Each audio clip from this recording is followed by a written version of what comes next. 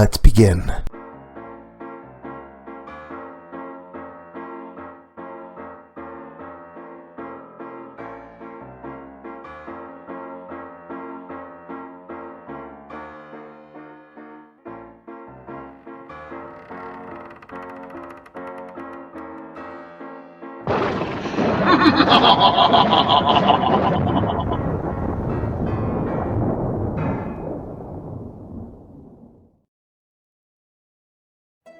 Now there's more of the good stuff. Oh, hey there, scary story fanatics. Welcome back to Cleaving Thought from Bone with your host, Sociopathic. Hope your Saturday has been full of fear and fun. Me? Well, it's almost my birthday, so I'm having a pizza party with some of my friends. But if you'd like to join in the fun, settle in close to your monitor screens for a tale of two young men about to have their party crashed. Dim those lights and let's prepare for a scare. I call this one Sis-picious Locations.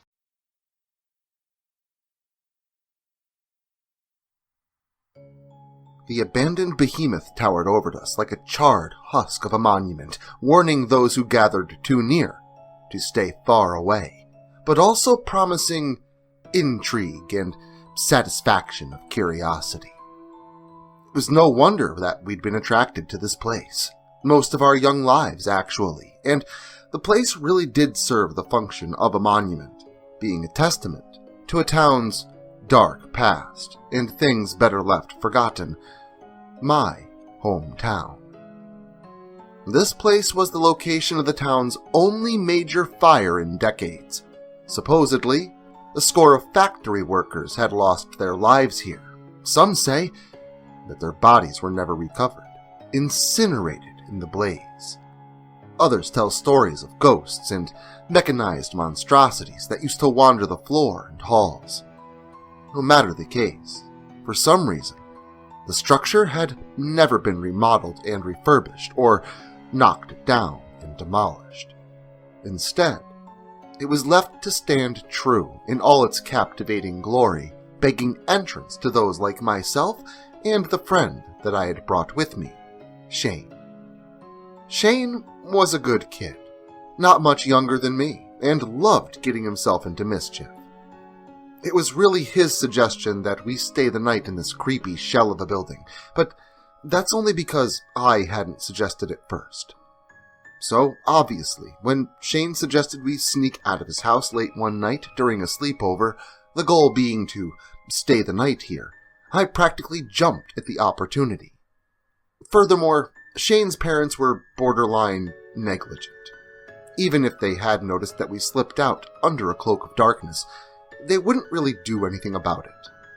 Really, it sounds easy enough, a relatively foolproof plan, and straightforward one at that, but could not have been done any other way. I lived in the middle of nowhere, and Shane was the only friend that I had that lived in this little town. But, despite the complexities of nuance and planning, we had made it, under a starry blanket of twinkling black, standing before a yawning chasm that was the front entrance to this place. Shane and I had entered through the black archway to discover the burned-out remnants of the warehouse within. Large docking bays connecting to loading areas and a large storage space that surely housed the animatronic group that was Funtime Freddy and Friends, being hosted out to parties for enjoyment of children everywhere. Now, all that was left was the blackened remains of this township's local legend.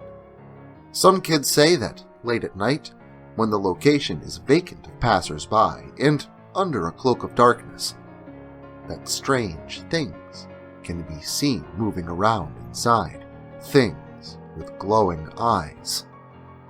Some swear to have even heard a little girl talking or crying within the blackness. Of course, no one has ever reported seeing anything firsthand, since no one that has ever come back alive. At least, that's what they say. But all who believe the legend agree on one thing, that those robotic terrors still roam the warehouse corridors late at night to this day. And any and all who attempt to venture inside will never be seen again. I, of course, believed none of this, and Shane included, having no previous experiences to back up the claims of old ghost stories, and I, of course, shrugged everything off as myth, Shane included. But these thoughts and others hung thick in my mind as Shane and I prepared a camp of sorts for the night inside the warehouse bird box office overlooking the abandoned factory floor. Empty desks and a few also empty file cabinets were scattered about the space as if some vandal had been here at some point. Dude, why the fuck is this shit all scattered about if no one has ever been here? Shane asked as he swept aside a spot of blackened debris to make his bed on the floor for the night. His attempts were futile, but he tried anyway. I was actually doing the same thing when I responded to him. Just because someone was here doesn't mean that they lived. I posed back at him. Ooh, spooky. Shane teased me, being a complete and total skeptic. Well, you remember hearing about one of the owner's sons or whatever? He disappeared in this place. The police, his father, no one ever found him. I reminded Shane. Actually, you're wrong. He was last seen walking down the road not too far from here. From what I've been told, witnesses say that they saw him vomiting profusely on the side of the road and that he didn't look right by the time anyone of authority arrived. Shane was cut off when I finished his story for him. I know. They found his skin, and that's it. Like an entire empty suit, as if his whole body was degloved.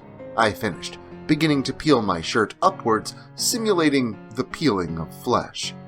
Either way, true or not, the story is pretty fucked up. Shane delivered his thoughts on the topic. Well, don't forget about his daughter Elizabeth, too. I began. Wait, there was a daughter too? You're making this shit up. Shane insisted.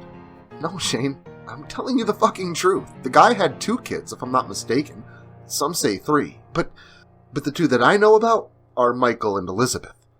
I detailed further. Wait, you mean the Aftons? Shane prodded. Yeah, man. Supposedly it was her birthday, and in addition to friends and cake, her parents commissioned one of those fucking robots from this place to be there. I think she died or went missing or something, but the way I heard it, there was a really terrible accident involving one of those animatrons. I finished, using my fingers to make quotation gestures to underscore the word accident as sarcasm. Shane finished setting up his spot for the night across from me, including a small box with a lantern for us to sit and play cards, while drinking the alcohol that we had brought with us. Well, you want to know what's really fucked up? Shane asked me. What, Shane? What's fucked up? I asked sarcastically, knowing another ridiculous story was about to follow. We're not the only ones to try this before. Shane stated plainly. This pricked at my curiosity a bit. It wasn't just what he said. It was how he said it. So matter-of-factly. What do you mean? I asked him, a bit more sincerely, taking a small sip from the flask retrieved from my backpack. I was reading online how 2 other kids tried doing something like this a few years back. Scott and Paul were their names, if I'm not mistaken. Shane began, pausing when I passed him the flask. Wait, here? I inquired. The timeline not making much sense, and I'd never heard of a Scott and Paul before, outside of the general few that I randomly go to school with. No, dude. One of those pizza joints, a Fazbear's Pizza. They stowed away and stayed overnight. Shane said, as he passed back the flask. And? I said, taking one more small tug before screwing the lid on tightly. And, well, one of the kids was never found, but the other one was found murdered the next day. Shane explained. So, his friend killed him and ran away? I reasoned with Shane. Yeah, that's what the cops think too, man, but I read the description of the crime scene photos, and no way some teenage kid does that shit. Shane began to rationalize. Just don't hold it against us. Shane and I stopped our conversation, practically mid-sentence. What the fuck was that? Shane whispered. You heard that too, right? Maybe someone else is here, like a squatter or something. I reasoned. A squatter that sounds like a creepy little girl. What the fuck have you been smoking? Shane retorted in a hushed tone. I don't know, man. I mean, really, what the fuck else could it be? I asked him. Shane's only response was a condescending glare, insinuating that I knew the answer to my own question. But that was ridiculous. I didn't believe in ghosts, and if I did, I wouldn't have let him suggest camping out here in the first place. Well, what do you want to do? I say we go check it out, I suggested, pointing back toward the door leading out of the bird box and beyond, into the rest of the factory. Whatever we had heard sounded as if it had come from somewhere on the other side, muffled and obstructed. Seriously, dude? Isn't that what every victim in every scary movie says? He inquired. True, but what's the alternative? Tuck tail and head back? Oh, because of what? Some odd noise? I mean, why the hell else are we here? I posed. And after a moment of mulling over what I had said, Shane finally and reluctantly agreed. We stood from our positions near to the blurred and broken glass that opened up to the loading dock floor, just beside an old metal desk that had been bolted to the floor, long since removed of its contents, and we headed off into the opposite direction. The stretch of corridor that laid before us was long, dark, sooty, and monodirectional. There had been no offshoots or pathways leading left or right, only the occasional air vent, covered with slit grating. About halfway down the long corridor, we entered a bay, glass portals on either side that were obviously meant for observation of whatever was on the other side of them, but the grime and soot that had collected onto their surfaces for an unknown era now facilitated an opacity that made such viewing impossible. The corridor stretched about the same length ahead that we had already traveled, beyond the chamber that we had discovered, and ended at a thick, resolute, metal door that would not budge, either locked from the other side or locked in place with age. Out of options and not finding the source to the odd voice that we had heard previously, we turned back toward the bird box and our camp for the night. The corridor was so dark, it seemed to consume any and all light, and whatever faintness of illumination beyond the aperture at the distal end had been drowned out by our flashlights, too weak to overcome them. However, as we passed through that odd chamber with the glass on either side, a strange, emanating glow could be detected at the end before us, awaiting our arrival. It had become so prominent, I know that Shane had seen it too, because he was the first to mention it out loud. Dude, is it just me, or are you seeing that too? Shane asked a bit shakily, but he didn't need to. I'm pretty sure he noticed that I now identified it as well. At the end of the corridor, back from where we had started, a light either scanned or flashed about, as if someone was there with a flashlight, looking for something, looking for us. However, the light was more purplish blue in opposition of a white or incandescent beam shown from a flashlight. This was darker, closer to a black light, but without any of the cool, glowy effects, and the closer we got, the more prominent it became. Our apprehension seemed to subside simultaneously once we realized that the flashes of intensity came in intervals, sequenced as if looping in some way. Shane and I stopped and looked at each other, both thinking that maybe we didn't want to go that way and see what the hell was going on. But even if we wanted to abscond, the way forward was now the only way out. We had backed ourselves into a corner, leaving no escape from whatever lay ahead. We would soon discover just how malignant its source really was. Soon, we had returned to that overlooking room above the loading docks and warehouse floor. As soon as we had scanned the area with our own sets of eyes, we quickly realized that the source of that purplish light was not in fact coming from this room. Brilliant beams of bluish purple shone in through those broken and sooty portals of what glass remained, shining in through the wide open windows without obstruction.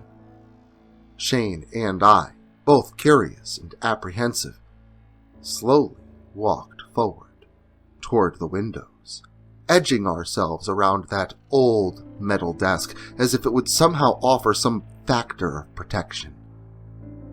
I crept ever onward towards the lip of the sill, and a couple of feet away, a form began to reveal itself from beyond it.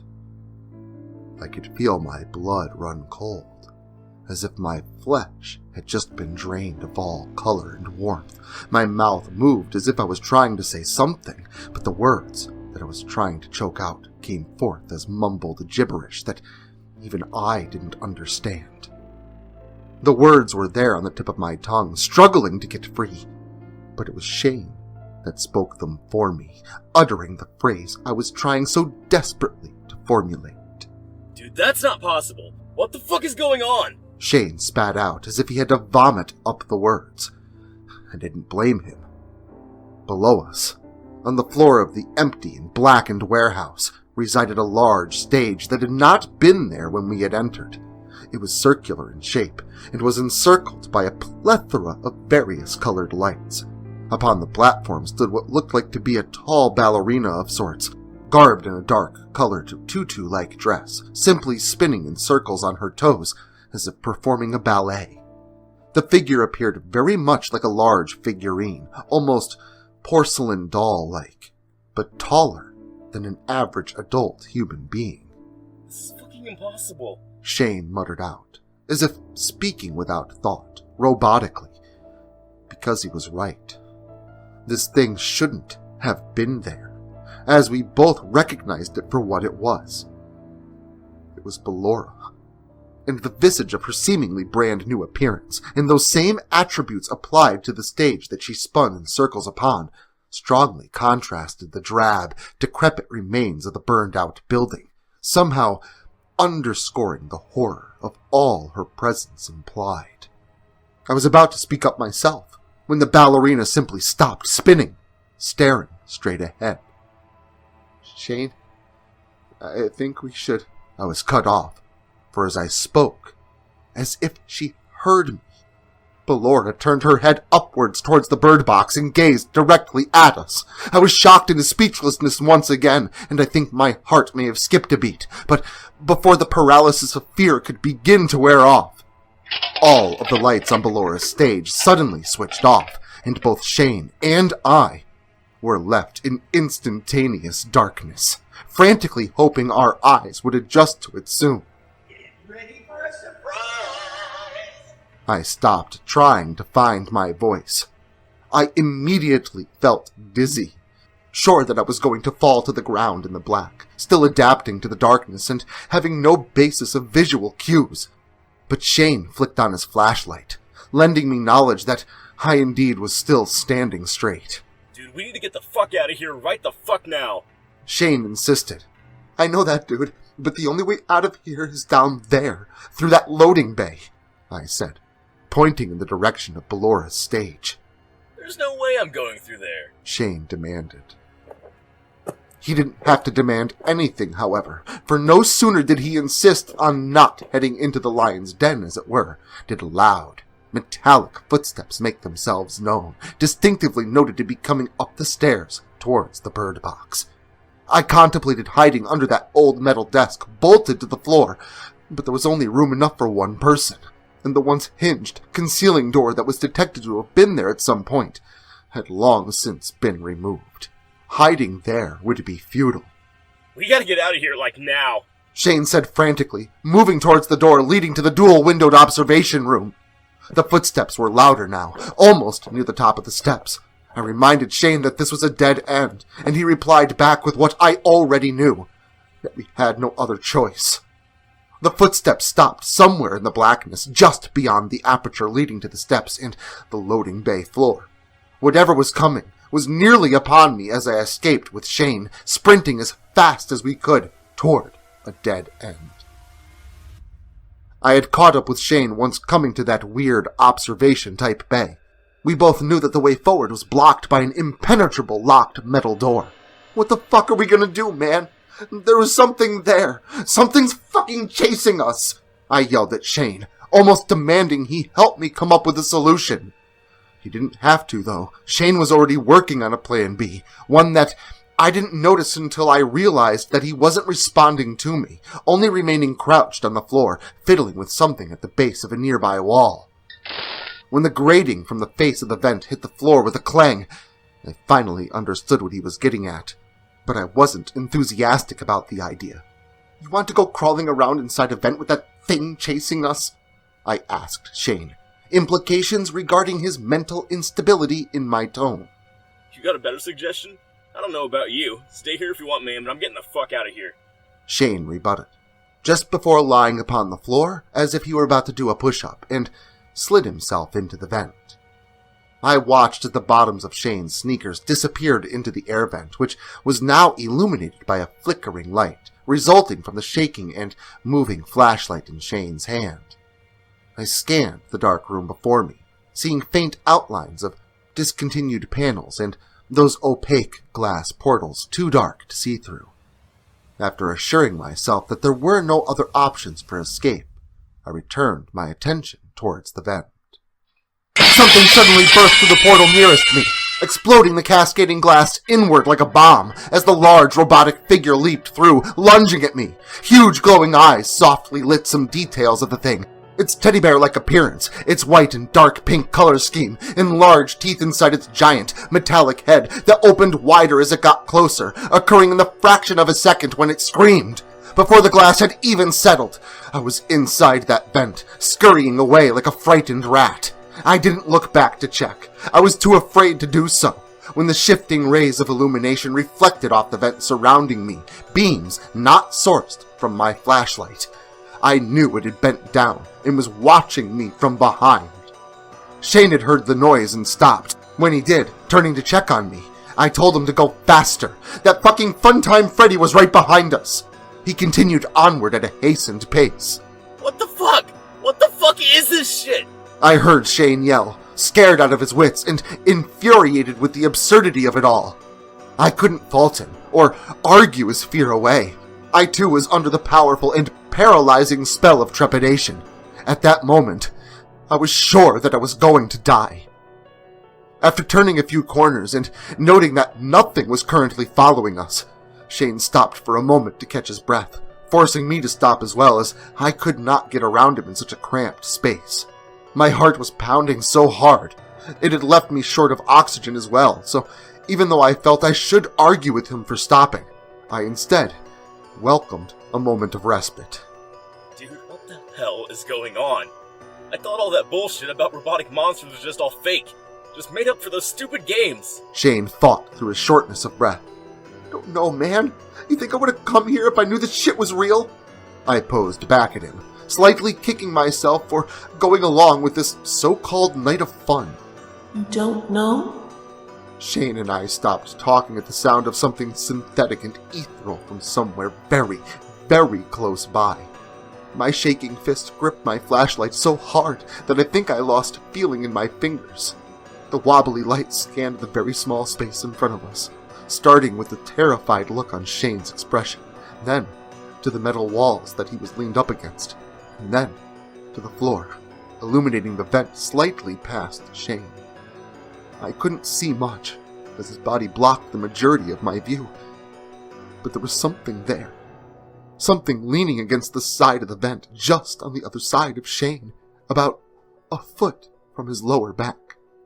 Dude, what the fuck is that? I asked, barely able to choke out the words through my trembling voice, pointing at the small, dark blue object near to my friend. What? Shane asked, and I realized just how much information can be gained from a single word combined with body language. Shane held more of a bargaining in his voice than curiosity, hoping that there wouldn't be anything there. Not truly wanting an answer, turning with hopes of finding nothing. I saw him pause for a moment, hesitating to move with his back turned to me, and silent, no matter how many times I asked him over and over about what it was. Only when he had turned back around did I see what he was holding. In Shane's hands was a small, blue, hand puppet-sized and shaped robot, 2 long ears protruding from the top of its head. "Dude, is that Bonbon?" I asked, definable fear riding my words. Like, what the hell is this thing doing in the vent? Shane asked, his voice mildly reverberating off the ventilation walls that surrounded us. They've been ripped and copied. I think I lost my capacity for speech, and Shane instantly dropped the hand puppet, scurrying backwards as if the thing was about to bite him. You don't know what they've been through. The puppet's voice echoed again, emanating from that thing. My focus was stolen from the small animatronic to be recentered upon a loud banging and clattering noise from behind me, from whence we had come, getting ever closer. I spun with the flashlight into that direction, and another one of those things jumped at me. Its theme of colors was reminiscent to the Funtime Freddy that I had encountered earlier. Its nose was pointed, and so too were its ears. The teeth within were carnivorous and sharp, and its forepaws were tipped with long, metallic claws. Funtime Foxy swung one of those paws at me the instant I had seen it, and I narrowly ducked away as it swiped by me, almost touching the hair upon my scalp. I scrambled backwards, much in the way that Shane had, who was now yelling at me to move. But thank God for my friend. Shane didn't run away. He didn't leave me there, and as the thing clawed its way toward me with its other free paw, I was swiftly yanked backwards by my shirt. Shane had pulled me free from danger. I turned away now, deciding to thank him later, scrambling for any nearby exit that we could find. The loud banging and scraping continued, and only once did I turn around to see what was giving chase. I think what remained terrified me even more than it had originally, in whole form. Funtime Foxy was so hell-bent on getting to me for whatever nefarious ends. It failed to dislocate its paw from the vent after that initial first swipe. Instead of pulling it free, it had clawed along using the rest of its limbs, contorting itself into whatever way possible so as to reach its goal of catching us. But in the process, the machine-like menace had managed to dislocate most of its limbs and aspects of its torso and head. The thing was now mangled beyond its former appearance and kept chase unabated. The cold determination of that thing. I don't think I'll ever forget it. Another loud bang from in front of Shane, and I knew that he had found an exit, knocking loose another grated face of a vent within another room of this monstrosity of a building. We both emerged to a room so large that our flashlights failed to illuminate it properly. The area seemed like a large storage room of sorts, conveyors and control panels long since abandoned, disused, and discarded. It seemed that the fire hadn't been so bad in this part of the building, as nothing appeared to be melted or charred, except that of a few spots boasted on the exterior walls. Shane and I had gotten as far from that vent as possible while still being cautious, afraid that what was lurking inside would lunge at us in the darkness at any moment. Instead of a startle grabbing our attention, however, it was the blinking of an unassuming light in the darkness that accomplished this feat.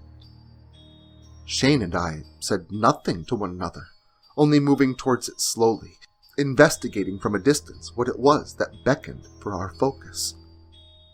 The light of Shane's torch landed upon the metallic surface containing that blinking light. Next to it was a lever-type switch, and above it, red letters spelling out the word, "Shut down." The sound of something rigid and metallic collided with the metal floor a few yards distance to our left. I can't take any more of this shit, Shane said shakily, both our minds at their wits' ends. Mentally agreeing with Shane, I said nothing, turning to investigate with him as he spoke, and once doing so, my silence had become resolute, solidified by the band of terrors before us. At the end of the cluttered space, not far from the wall, stood 3 imposing figures. The one to the left looked like a giant blue bunny, large blue paws, and missing its face, a portion of its endoskeleton beneath removed. In the center stood a somewhat shorter animatronic, only about my height, The thing mimicked the looks of a little girl in pigtails, themed red and white, and painted much in the way of a mime. The last terror stood to the right, and was nearly identical to Funtime Foxy, all mangled within the ventilation ductwork. But this one had themes of purple and gold. I'd never seen or heard of anything like it. All at once, all three monsters stepped forward, lumbering towards us, the eyes of both the little girl and the golden Foxy illuminated and shining through the dark like flashlights, the former a bright, ethereal green. In an instant, each of the animatronics stopped in place, the withered Bonnie crumbling to the floor like a sack of rotten potatoes, and Lolbit, the foxy-looking one, simply fell over like a drunk after a night at the bar. This made me turn and look at Shane, and I saw his hand on the lever next to that blinking light, the lever that he had just pulled to the downward position. He'd powered them down. I turned to face the monsters once more, the space between me and it lit in a brilliant spotlight-like green, leading back to two ethereal eyes set within a metallic skull of a robot girl. Fuck, I forgot! Baby can't be shut down! Shane exclaimed in realization and dread. He will put you back together. A synthetic voice resonated from within the robotic terror. Shane and I backed away, slowly, keeping our distance, but making sure to have locked eyes targeted at this thing.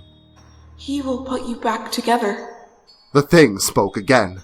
Shane opened his mouth as if he were about to say something, but before either of us could manage, a large, cable-like filament shot past us like a whip, wrapping itself around Circus Baby, pulling it backwards through the air, over top of us, and then behind us, further into the dark. The thing lifted her like the robot girl weighed nothing. Shane and I both turned around to see what had performed such an impossible feat. As we did, two things occurred in the same instance. The first thing being that the lights and control panels in the space all lit up, monitors flipped as if hard drives were still attached, clicking away as they processed information. The dusty conveyors and spare animatronic parts scattered about like refuse were now easy to see. The second thing that we saw was the monstrosity that had snatched up Baby, and whatever this thing was, it looked like a nightmare. An amalgamation of wires, cables, eyes from various animatronics, and more were all strapped and welded together in such a haphazard fashion it made the coalesced terror before us, appear nightmarish beyond description. There were camera-like eyes and cable-like tentacles everywhere, like some sort of Lovecraftian monster birthed to life via spare parts and technological prowess. Shane and I were both paralyzed with fear and awe, neither one of us moving or talking, until the thing tore the baby animatronic to pieces with a simple tug of its various cable-like tentacle appendages. Shane and I were showered in bits of plastic and metal, and my brain was trying so hard to catch up. I didn't realize that I was slowly backing away. Shane stood resolute, unsure of his next move, swept up in a tidal wave of trepidation. My hand landed upon something, causing something to beep with noise behind me. Startled, I spun around, only to find a monitor screen. It displayed odd sets of diagrams and layouts, some of which honestly looked like level design. A footnote at the bottom read, "Extracted profiles," and was contexted to descriptions and what was labeled game functions. A yellow indicator flashed in the corner of the screen, stating, "Virtual cognitive upload complete," over top of a widget that read, "Personality uploads for accurate virtual simulation." I turned with a jump, realizing Shane to be in need of my help. I was only distracted for a moment, but in that moment, the thing made of many glassy eyes and metallic, tentacle-like limbs had grabbed Shane, lifting him into the air before it. I stepped toward him, but stopped short of his words. His words that were cut short when that thing extended several large cables into Shane's mouth, forcing open his jaw and snapping free a few teeth in the process. Shane gurgled and fought for air, but it was too late for him, and his last word to me was run. I hesitated, unwilling to simply leave my friend. The mass of wires and steel then jutted forward a metal crossbeam-like structure, tipped with multiple digits and wrapped in various cablings and parts, forming a large concave surface at its distal end, not unlike that of a large ice cream scoop. Shane bellowed a muffled yell as the large scoop plunged a tip into his eye socket, pulling free the oculate orb with a snap of the optic nerve behind it. Shane then gurgled and fought against that which was forced down his throat, probing his insides. In one last attempt, Shane lifted his right arm to fight back against the cold, uncaring terror, but was thwarted mid-reach, his arm now held tight and then broken backwards at the elbow with a sickening crack, like a tree branch. Shane's body soon went limp, as a pool of blood now collected on the floor below him, a puddle that grew larger as torrents of thick crimson splashed into its center, flowing from every orifice of Shane's body. I ran in the opposite direction, the now illuminated space revealing an exit door on the opposite wall. Even though I had made it through and into the empty night beyond, the sounds of whirring machinery and splattering slaps of flesh followed me like a rabid dog until enough distance had been gained between I and it. I ran home in the dead of night, taking note of the sleeping town that surrounded me, unknowing and uncaring of what had happened to my friend.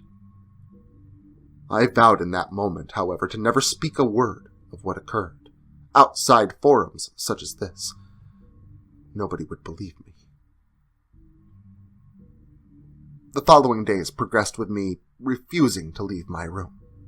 Days turned into weeks, and although my parents asked me hundreds of times what was bothering me and where Shane had run off to, asking me why I had left the sleepover early, I refused to answer. Hell, they even insisted upon getting me professional help at one point, prompting me to leave the confines of my room, as I had no interest in entertaining unwanted guests within it. I never told him what had really happened to Shane either. His disappearance had been all over the news for weeks to come. Everyone just assumed that he ran away as well. Typical. Though, they had a good reason. Something strange happened the days following Shane's death. Shane was actually spotted, simply walking down the street as if nothing was wrong. Hell, people even said he was smiling. But they said Shane looked odd, like his skin had been turned to a robust shade of reddish purple, and even though he strolled nonchalantly, he had a heaviness in his gait. I still can't help but recall the stories of those two kids that disappeared a few years prior at Freddy Fazbear's Pizza, Scott and Paul. I also thought about Elizabeth Afton and her supposed untimely demise. But the story of Michael Afton, the owner's son, hung heavy at the forefront of my thoughts when I accounted for the events surrounding Shane's sudden reappearance. When they described that his purplish body vomited violently all over the street, pouring his stomach contents into the gutter nearby with loud clanks and bangs, as if he was puking up change before falling limp, I think I understood. People say Shane ran away, but that's because no one wants to admit the truth. Admit that there's something wrong with Freddy Fazbear's Pizza and all its subsidiaries. All they found of Shane that day was his empty skin, laid upon the sidewalk like an empty sack, once full of something else, something evil. And even though they hid what they found, saying it was not Shane, we know better. I know better. But really, what keeps me up at night is I can't help but wonder what kind of monster we may have released upon the world. Well, if that didn't fill your fear well, there's more fun at Freddy's to be had down the road. Though, I suppose that depends on your definition of fun. Does dismemberment count? Anyway, no matter what happens, despite the creature that's sneaking up behind you, if you survive, stop in again next weekend. And until then, make sure to like, share, subscribe, and turn on notifications so I can scare you all again next Saturday.